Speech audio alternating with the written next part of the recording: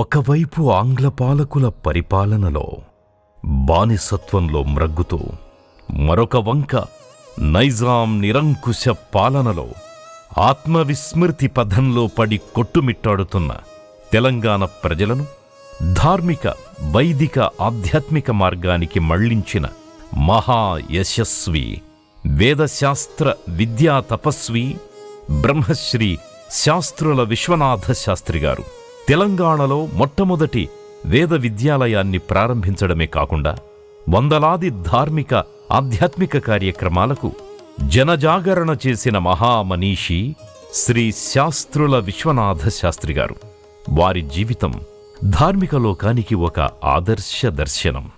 వారి ప్రతి రచన స్వీయ ధర్మాచరణకు దిగ్దర్శనం.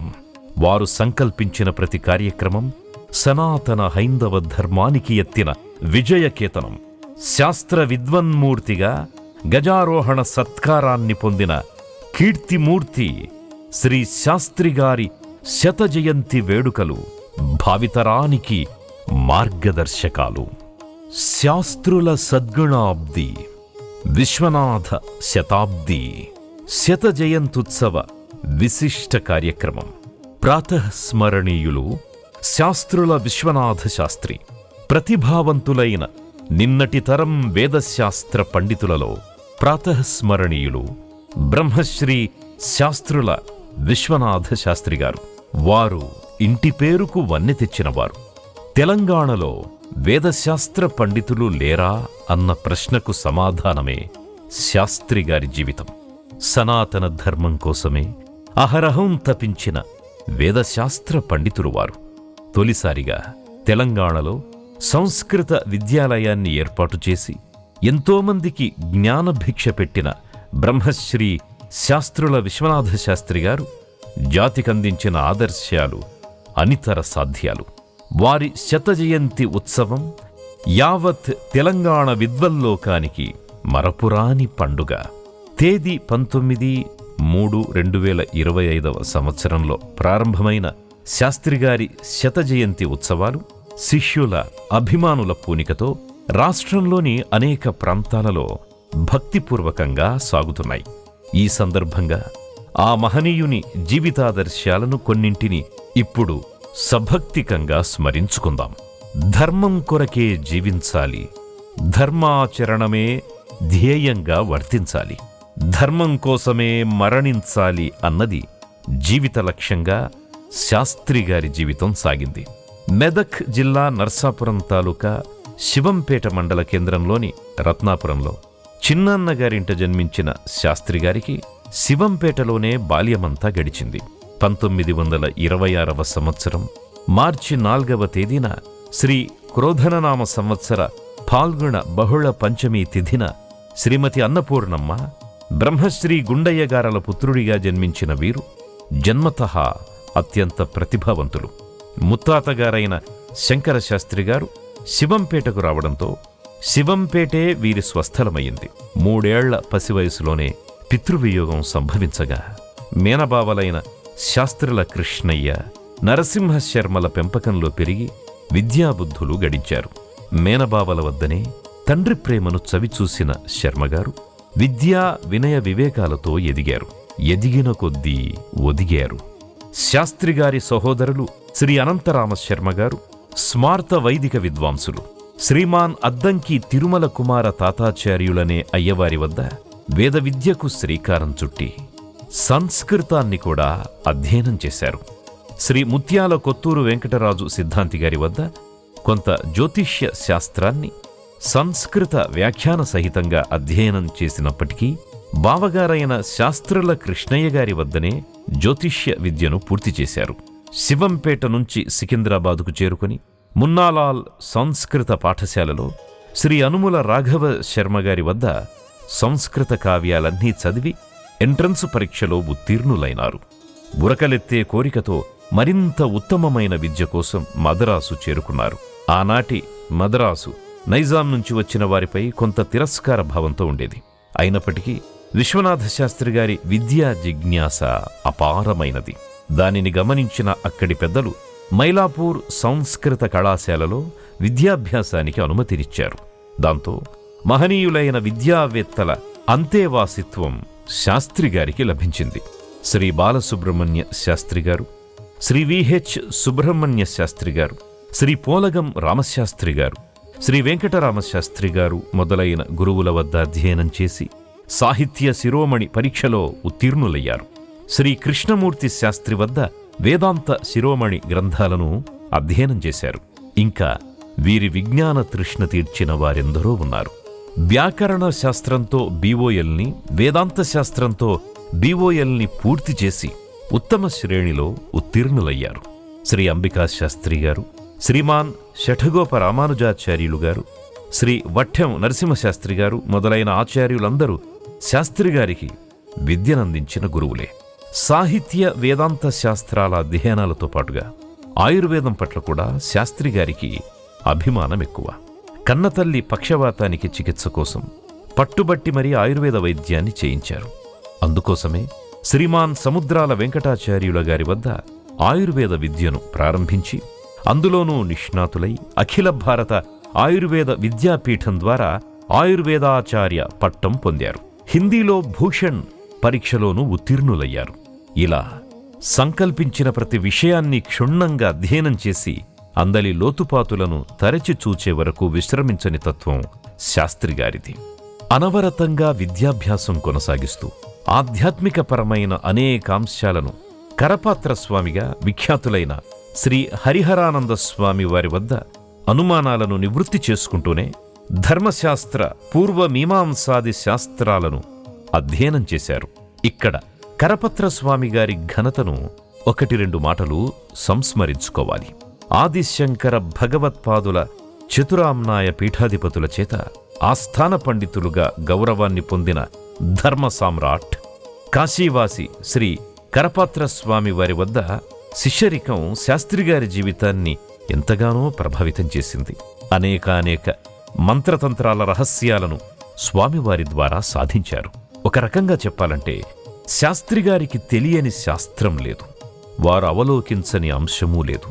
శాస్త్రిగారికి శ్రీ హరిహర కరపాత్ర స్వామి వారి వద్ద మంత్రోపదేశం లభించింది. అపారమైన గురు అనుగ్రహం లభించింది. కరపాత్ర స్వామి వారి శిష్యులుగా దాదాపు 25 సంవత్సరాల కఠోర సాధన చేశారు. సిద్ధ సంకల్పులైన శ్రీ స్వామివారి కృపతో శర్మగారికి అన్ని విద్యలలోనూ మంచి వైదుష్యం, జ్ఞాన వికాసము కలిగాయి. ఒక దశలో సన్యాసం తీసుకోవాలన్న శర్మగారి కుతూహలాన్ని కరపాత్రస్వామి గమనించి తగిన ఉపదేశంతో దానిని మాన్పించి గృహస్థులను చేశారు. 24 ఏళ్ల వయసులో మెదక్ మండలం దేశాయిపేట రామశర్మగారి పుత్రిక అనసూయమ్మ గారితో వీరి వివాహం జరిగింది. ఆయన విశ్వనాథుడైతే ఆయమ్మ అన్నపూర్ణ భవాని. శాస్త్రిగారి ప్రతి విజయం వెనుక నిశ్చయంగా అమ్మగారి తోడ్పాటున్నది. వాగర్ధావివ సంపృక్తౌ వలె ఆజన్మాంతము సాగింది వారి ఆదర్శ దాంపత్యం. విద్యాభ్యాసానంతరం సంగారెడ్డి ప్రభుత్వ ఉన్నత పాఠశాలలో తెలుగు పండితులుగా చేరి కొంతకాలం అక్కడ ఉద్యోగించి సంస్కృత భాషా పండితులుగా సికింద్రాబాదులోని తాము చదువుకున్న మున్నాలాల్ కళాశాలలోనే చేరి అధ్యాపకులుగా ప్రధానాచార్యులుగా పనిచేశారు. చదువుకున్న కళాశాలలోనే ప్రిన్సిపల్ కావడం వారికి దక్కిన గౌరవం. భాగ్యనగరంలోని వేదాంతవర్ధిని కళాశాలలో అద్వైత వేదాంతాచార్యులుగా ఉద్యోగ బాధ్యతలను మరికొంతకాలం నిర్వహించారు. తిరిగి తమ స్వగ్రామమైన శివంపేట ఉన్నత పాఠశాలకు ఉపాధ్యాయులుగా వచ్చారు. రాష్ట్రస్థాయి ఉత్తమ ఉపాధ్యాయ పురస్కారాన్ని పొందారు. అప్పటికే తమ జీవిత లక్ష్యమేమిటో శాస్త్రిగారి మనస్సులో స్థిరపడింది. ఇక కాల విలంబనం లేకుండా తెలంగాణ సీమలో వేద విద్యా పరిరక్షణ కోసం ఏర్పాటు చేయబోయే వైదిక పాఠశాల బాధ్యతల నిర్వహణ కొరకు ప్రభుత్వోద్యోగాన్ని స్వచ్ఛందంగా వదులుకున్నారు. శాస్త్రిగారి మరో అద్భుతమైన మనస్తత్వం. విశ్వనాథ శాస్త్రిగారు, అనసూయమ్మ దంపతులిరువురూ అన్నదమ్ముల, బావల, బంధువుల పిల్లలకి సేవలు చేస్తూ ఉండేవారే తప్ప లౌకికుల మాదిరిగా తమ సంతానమే ప్రధానమని ఏనాడూ అనుకోలేదు. వారి అన్నగారైన అనంతరామ శర్మగారికి 4వ సంతానంగా ఒక మగ శిశువు కలిగినాడు. ఆ శిశువుకి గ్రహణం అవకరానికి సంబంధించిన సమస్య ఉత్పన్నమైనందున సక్రమమైన చికిత్స చేయించడానికై శ్రీ శాస్త్రిగారు ఆ బాధ్యతను తాను తీసుకుని తన దగ్గరే ఆ అబ్బాయిని పెట్టుకుని చికిత్స చేయించినారు. ఆ విధంగా ఆ పిల్లవాడిని అనసూయమ్మ విశ్వనాథ శాస్త్రి పుణ్యదంపతులు తమ మానసపుత్రుడిగా స్వీకరించారు. తదనంతరం జన్మించిన తమ సంతానం కన్నా ఎంతో ప్రేమతో చూసుకొని పెంచి పెద్ద చేసి విద్యాబుద్ధులు నేర్పించి ఈరోజు ఒక ఉన్నత స్థానంలో నిలిపినారు. వారే శ్రీ శాస్త్రుల దేవదత్త శర్మగారు. అనసూయమ్మ శాస్త్రిగారలు దేవదత్త శర్మపై అవ్యాజానురాగం కురిపించేవారు. అంతేకాకుండా దేవదత్త శర్మ ఉపనయన వివాహాది శుభకార్యాలన్నీ శాస్త్రిగారే స్వయంగా నిర్వహించారు. శ్రీ శాస్త్రిగారి విషయమై ఇంకొక సంగతి చెప్పుకోవాలి. తమ బావగారు కృష్ణశర్మ నరసింహశర్మ గార్ల పిల్లలను కూడా స్వంత పిల్లల కన్నా ఎక్కువ చూసుకోవడమే కాదు, వారికి విద్యాబుద్ధులు నేర్పించి ఆడపిల్లల వివాహాలు మొదలుకొని సమస్త వ్యవహారాలను దగ్గరుండి స్వంత తల్లిదండ్రుల కన్నా ఎక్కువగా చూసుకుని అందరికీ అవసరమైన అన్ని సంతోషాలను అందించారు. అందుకే సర్వభూతస్థమాత్మానాం సర్వభూతాని చాత్మని అన్నట్టుగా వారికి అందరూ సమానమే. వైదిక మార్గంలో ఉన్న శాస్త్రిగారికి సామాజిక నిబద్ధత కూడా చాలా ఎక్కువ. ఆనాడు బాల్య వివాహాలను ప్రతిఘటిస్తూ వచ్చిన శారదా చట్టంలోని లోపాలను ఖండిస్తూ ఊరూరా పర్యటించి సంతకాలు సేకరించి ఢిల్లీ ప్రభుత్వానికి పంపించారు. పాకిస్తాన్ విభజన సందర్భంగా దేశంలో ఏర్పడిన ఉద్విగ్నత కారణంగా అఖండ భారత స్థాపన నినాదంతో శ్రీ కరపాత్ర స్వామీజీ, శ్రీ పూరి గోవర్ధన పీఠాధిపతి నిరంజన తీర్థస్వామి వారలతో కలిసి ప్రభుత్వ వ్యతిరేక ప్రదర్శనలు, ధర్నాలు చేశారు. నాటి పార్లమెంటులో ప్రవేశపెట్టిన హిందూ కోడ్ బిల్లుకు వ్యతిరేకంగా సభలు, చర్చాగోష్ఠులు ఏర్పాటు చేసి తీర్మానాలను కేంద్ర ప్రభుత్వానికి పంపించారు. గురువుగారైన శ్రీ హరిహరానంద స్వాముల వారు, కరపత్ర స్వామీజీ వారు స్థాపించిన ధర్మసంఘానికి ఆంధ్రప్రదేశ్ శాఖను స్థాపించి దానికి అధ్యక్షులై విస్తృత స్థాయి వ్యాప్తి కలిగించారు. హిందువులకు అత్యంత ఆరాధనీయమైన గోవులపై జరుగుతున్న దాడులను నిరసిస్తూ, గోహత్యను తీవ్రంగా వ్యతిరేకిస్తూ స్వామివారితో కలిసి విస్తారంగా ప్రచారం చేశారు. ఆర్య సమాజంలోని లోపాలను సహేతుకంగా, సవిమర్శకంగా ఎత్తి చూపిస్తూ శాస్త్రిగారు చేసిన వైదికపరమైన వాదోపవాదనలెన్నో సంచలనమయ్యాయి. ఇవన్నీ ఒకెత్తైతే బ్రాహ్మణ సమాజంలోని పురోహితుల దుస్థితిని లోకానికి చాటి చెబుతూ ఆంధ్రప్రదేశ్ పురోహిత బ్రాహ్మణ పరిషత్తును స్థాపించారు. రాష్ట్రంలోని బ్రాహ్మణులందరినీ ఏకీకృతం చేసి వారి సమస్యల పరిష్కారానికి తీవ్రతరమైన కృషి చేశారు. పురోహిత పరిషత్తును ఏర్పరిచారు. దాని వార్షికోత్సవాలకు శ్రీ శృంగేరి, శ్రీ కంచి కామకోటి, శ్రీ గోవర్ధన పీఠాధిపతులను రప్పించగలిగిన శాస్త్రిగారి సంకల్పబలం చాలా గొప్పది. వారి పేరు ప్రఖ్యాతులు లోకమంతా మారుమ్రోగిపోయాయి. తెలంగాణలో వేద విద్యను అధ్యయనం చేసే వారి సంఖ్య తగ్గింది అనే బాధతో బ్రాహ్మణ పురోహిత సంఘానికి అనుబంధంగా శ్రీ పూరి జగద్గురువుల ఆధ్వర్యంలో వేద విద్యాపీఠాన్ని స్థాపించడం శాస్త్రిగారి జీవితంలో మరొక మేలి మలుపు. పౌరోహిత్య ప్రాశస్త్యాన్ని తెలిపే పౌరోహిత్య మీమాంస గ్రంథాన్ని రచించారు. ఎందరో పురోహితుల కష్టాలు తీర్చి దిగ్దర్శనం చేశారు. తమ స్వగ్రామం శంకర శివంపేటలో తమ ఇంట్లోనే స్థాపించిన ఈ వేద విద్యాలయంలో విద్యార్థులకు ఉచిత భోజన వసతి సదుపాయాలు కల్పించారు. వేదాధ్యాపకులుగా అహితాగ్ని, జ్యోతిరాప్తోరియామయాజీ, బ్రహ్మశ్రీ పట్లూరి మాణిక్య సోమయాజుల వారిని నియమించారు. పరమనిష్ఠాగరిష్ఠులైన సోమయాజుల వారు వేదాన్ని, శాస్త్రిగారు శాస్త్రాలను విద్యార్థులకు బోధించేవారు. తమ కుమారులు ఇద్దరు వెంకటేశ్వర శర్మ, దేవదత్త శర్మలతో పాటుగా 20 మందికి పైగా విద్యార్థులు వేదశాస్త్ర విద్యలలో ఈ విద్యాలయంలోనే ఆరితేరారు. ఈ విద్యాలయ విద్యార్థులను శృంగేరి జగద్గురువులు తదనంతర విద్య కోసం పిలిపించుకోవడం విశేషం. విద్యాలయ నిర్వహణకు ఎన్నో వ్యయప్రయాసలు కోర్చి ఎందరో దాతలను యాచించారు. ఇస్తామని వాగ్దానం చేసిన దాతలు ఒక్కరొక్కరే జారుకున్నప్పటికీ ఏమాత్రం అధైర్యపడక సంకల్పించిన విద్యాలయాన్ని నిరాఘాటంగా నిర్వహించిన ఘనత శాస్త్రిగారిదే. వీరి ప్రతిభను గుర్తించిన శృంగేరి జగద్గురువులు తమ ఆస్థాన పండితులుగా గౌరవించారు. ఆదర్శ గురుకులంగా విద్యాలయాన్ని తీర్చిదిద్ది ఎంతో కష్టపడి కేంద్ర ప్రభుత్వ గ్రాంటును వార్షిక రూపంలో సాధించిన దీక్షా సంకల్పబద్ధులాయన.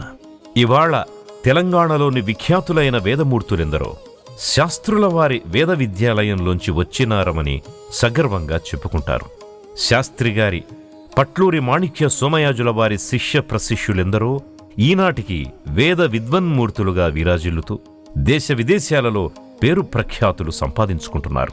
పద్య కవిత్వంలోనూ అవధాన రంగంలోనూ శర్మగారు చక్కని ప్రతిభను కనబరిచారు. ఒకవేళ కవిత్వ రంగానికి మాత్రమే పరిమితమై ఉంటే మహాకవిగా శతావధానిగా నిలిచేవారేమో కాని వారి కార్యక్షేత్రం బహుముఖీనం. విద్యా విషయంగా సాహిత్య శిరోమణి, వ్యాకరణ, వేదాంత పట్టాలతో పాటుగా శాస్త్రిగారి ప్రతిభకు పట్టం కట్టిన బిరుదాలు ఇంకా ఎన్నో ఉన్నాయి. నాటి మేటి జాతీయ స్థాయి నాయకులు ఆచార్య ఎన్జి రంగాగారు శాస్త్రిగారిని జాతీయ కవి బిరుదుతో సత్కరించడం విశేషం.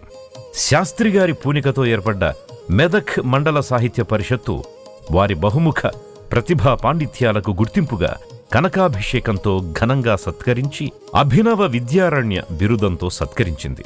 శ్రీమద్భాగవత సప్తాహ ప్రవచనాలను మెదక్లో ప్రారంభించి అనేక మార్లు అనేక ప్రాంతాలలో వారు నిర్వహించారు. 1961 ప్రాంతంలో అష్టగ్రహ కూటమి ఏర్పడ్డ సందర్భంగా భాగ్యనగరంలోని పీల్ఖానా ప్రాంతంలో శృంగేరి జగద్గురువుల చేత ప్రారంభం చేయబడిన మహారుద్రయాగంలో శాస్త్రిగారు ఆచార్యకత్వం వహించారు. ఈ యాగ నిర్వహణ ప్రతిభకు ముగ్ధులైన యాగకర్తలు జయ జయధ్వానాలతో గజారోహణను గావించి ఘనంగా వారిని సత్కరించారు. భాగ్యనగర పురవీధుల్లో ఒక వేద విద్వన్మూర్తికి ఇలా గజారోహణ ఘనసత్కారం జరగడం చరిత్రలోనే అపూర్వమైన విషయం. జ్యోతిర్లింగ మహాశక్తిపీఠమైన శ్రీశైల మహాక్షేత్రంలో జగద్గురువుల నిర్వహణలో జరిగిన శిఖర ప్రతిష్టాపనకు శాస్త్రిగారే ఆచార్యకత్వం వహించారు. శ్రీకాళేశ్వర ముక్తేశ్వర మహాక్షేత్రంలో జగద్గురువుల ఆదేశం మేరకు జీర్ణోద్ధారణ గావించిన ఘనత వారిదే. భాగ్యనగరం ఎగ్జిబిషన్ గ్రౌండ్లో పూరి శంకరాచార్యుల వారి నేతృత్వంలో జరిగిన సహస్ర చండీయాగం, సోమయాగానికి శాస్త్రిగారే ఆచార్యకత్వం వహించారు. కామకోటి పీఠాధిపతులు శర్మగారి శాస్త్రవాద పటిమను హర్షిస్తూ రత్నాంగుళీయకాన్ని బహూకరించారు. పోతంగల్లు అనే చోట భాగవత జ్ఞాన యజ్ఞాన్ని శ్రీ పూరి శంకరాచార్య, శ్రీ శుకదేవ, శ్రీ నందనందనానంద స్వాముల సన్నిధిలో శర్మగారే ఆచార్యకత్వం వహించి నిర్వహించినారు. సాక్షాత్తుగా శృంగేరి జగద్గురువులు భారతీతీర్థ మహాసన్నిధానం వారు శివంపేటలోని శాస్త్రిగారి ఇంటికి విచ్చేసి అక్కడే శ్రీ చంద్రశేఖర భారతీస్వామి వారి ఆరాధన జరిపించుకోవడం వీరికి దక్కిన ఒక అరుదైన గౌరవం. శాస్త్ర వేదాంత విషయాలలో వచ్చే వాద వివాదాలను పండిత పరిషత్తులలో చర్చించి నిర్ణయాలు తీసుకునేవారు. చాలా అరుదుగా వచ్చే క్షయమాసంలో పండితుల మధ్య కొన్ని వివాదాలు ఏర్పడితే శాస్త్రిగారు కూలంకషంగా చర్చించి సరైన నిర్ణయాలు ప్రకటించారు. బాల శబ్దార్థ విచారము, వివాహంలో వధూవరుల దీక్ష, మూర్తి పూజ మొదలైన విషయాలపై పండిత పరిషత్తులలో శాస్త్రిగారు తమ వాదాన్ని సహేతుకంగా వినిపించారు. అలనాటి మేటి ప్రధాని శ్రీ లాల్ బహద్దూర్ శాస్త్రిగారి షష్ఠిపూర్తి ఉత్సవానికి ప్రత్యేక ఆహ్వానితులుగా వెళ్లడం, వారి నేతృత్వంలో సంస్కృత విద్యాపీఠ ప్రణాళికలో ఆంధ్రప్రదేశ్ రాష్ట్ర సంస్కృత కవుల శతాబ్ది గ్రంథ నిర్మాణానికి శాస్త్రిగారిని నిర్ణయించడం ఒక అపూర్వమైన విషయం. ప్రతి రాష్ట్రంలోనూ సంస్కృత ప్రాచీన చరిత్రను సంగ్రహంగా ముందు తరాలకు అందించాలన్నది ఈ ప్రణాళిక లక్ష్యం. ఇంతటి కార్యభారాన్ని ఎవరూ వహించడానికి సిద్ధంగా లేని సమయంలో ఆచార్య మండన మిశ్రగారి ప్రోద్బలంతో శాస్త్రిగారు పూనుకొని 500 పేజీల బృహద్గ్రంథాన్ని ప్రచురించడం భాషామ తల్లికే ఒక అపూర్వ ఆభరణం. మహాకవి కాళిదాసుపై ఉన్న గౌరవంతో రఘువంశ కావ్యాన్ని అనువదించడంతో ప్రారంభమైన శాస్త్రిగారి సాహిత్య రచనా వ్యాసంగం జీవితాంతం కొనసాగింది. ఆదిశంకరులందించిన శ్రీ విష్ణు సహస్రనామ భాష్యానికి నామసహస్రి పేరుతో పద్యాలలో ఆంధ్రీకరించారు. రాజోపచార పూజ, మాండూక్యోపనిషత్తుల అనువాదంతో పాటు సంస్కృత భాషలో జ్యోతిర్మీమాంసా శతశ్లోకి అనే గ్రంథాన్ని రచించారు. వనదుర్గగా కరుణను కురిపించే ఏడుపాయల దుర్గాంబ క్షేత్ర మహత్యాన్ని వచన రూపకంగా, సుప్రభాతాన్ని శ్లోకాలుగాను రచించారు. శ్రీ సత్యనారాయణ వ్రత శ్లోకాలను అనువదించినారు.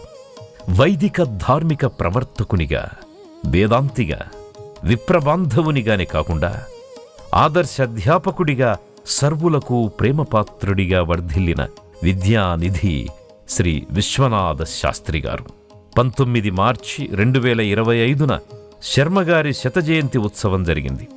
జన్మస్థలమైన శివంపేటలో శృంగేరి జగద్గురువుల ఆదేశం మేరకు శర్మగారి ప్రథమ పుత్రులైన బ్రహ్మశ్రీ శాస్త్రుల వెంకటేశ్వర శర్మగారి పూనికతో భవ్యమైన బగళాముఖి మందిరం వెలిసింది. వెంకటేశ్వర శర్మగారి ఉపాసన, సాధన ఫలితంగా దేశంలోనే ఎక్కడా లేని విధంగా ఈ బగళాముఖి పీఠం ఆవిర్భవించింది. ఈ పీఠంలోనే 2020 మార్చిలో విశ్వనాథ శర్మగారి గురువర్యుల శిష్యులందరూ ఏకమై శతజయంతి ఉత్సవాలను ప్రారంభించారు. ప్రతి నెల ఒకచోట శతాబ్ది ఉత్సవ సభలు ఎంతో వైభవంగా, భక్తి శ్రద్ధలతో నిర్వహించుకున్నారు.